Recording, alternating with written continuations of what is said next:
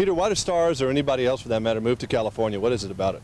I think most people like stop in Detroit or New York and they take a quick look around there. Usually takes about 20 minutes each city. And then you come around here and you take a look around and you say, yes, I think this is for me. Is the number one reason the weather? For me it was, because I'm from Manchester where it rains 320 days a year. So I came here and it never rains here. So I was just very excited about it, and people liked me in California, you know, and all the TV was here and all the record companies were here, and they had all these like blonde girls in convertibles, and one or two of those things had some attraction to me when I was 15. Why do you think it is that we're still listening to the music of the 60s and listening to it in growing numbers all the time?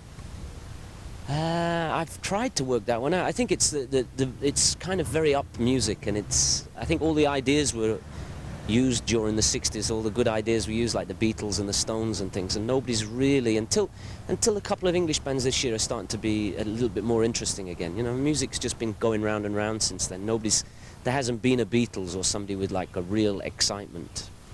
Do you think it's bad that people are still somewhat living in the past? I know that musicians find that to be very boring, but many of us find it very soothing.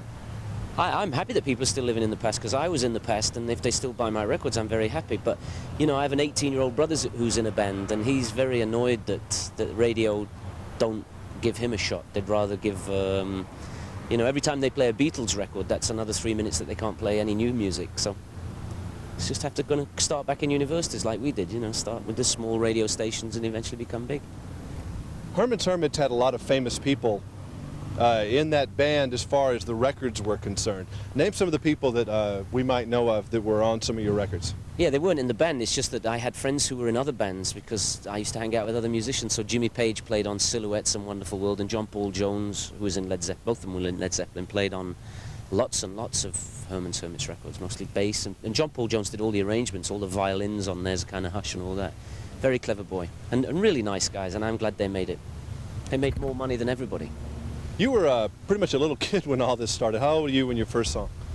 When I had my first hit in England when I was 15, but I'd been in a TV series when I was 12, so I was kind of already pretty well organised. And it was good to come to America when I was 15 because I was the same age as the girls who bought the magazines and the records. Excuse me, that's a motorcycle, boys and girls, and it will leave in a minute. Yeah, I was 15 when I came to America, and the audience were the same age as me, so they trusted me. Fools. You know, the old British invasion, it's called. I mean, what was it like? I mean, do you have any really conscious memories of... I know you were a very straight musician, so you probably have more conscious memories than most, but yeah. What do you remember most about all that? My favourite thing was there was a TV show in England called Top of the Pops, and it was every Thursday, whoever was in the top 10 would drive down to Manchester in all different forms of transportation.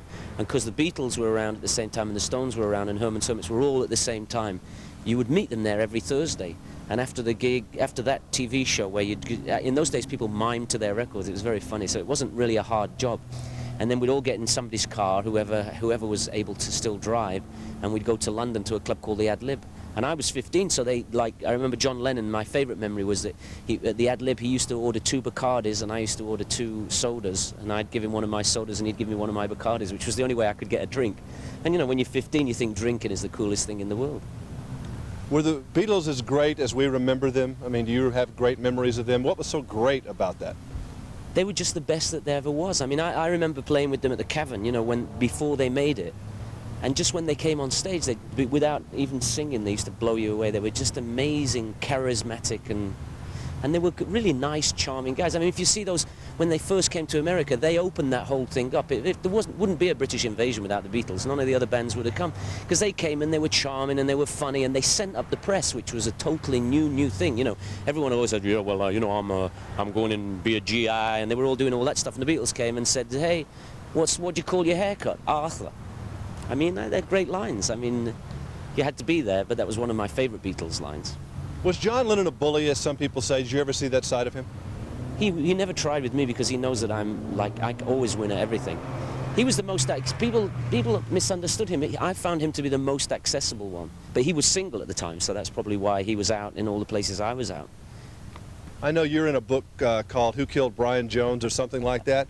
Yeah. Did you kill Brian Jones? I don't think they suggest that I killed him, but it says all these like weird things, and it's got me in all kinds of trouble because it says in the book that me, Brian, and this girl Anita Pallenberg used to sleep together, and I said on the radio once that no, she was never there, and people like misunderstood that. It was only a joke. Believe me, it was just a joke, and he was just a sad guy. I mean, he was kicked out of the band, and he didn't die from drugs. He just drank like 3 bottles of white wine and went swimming.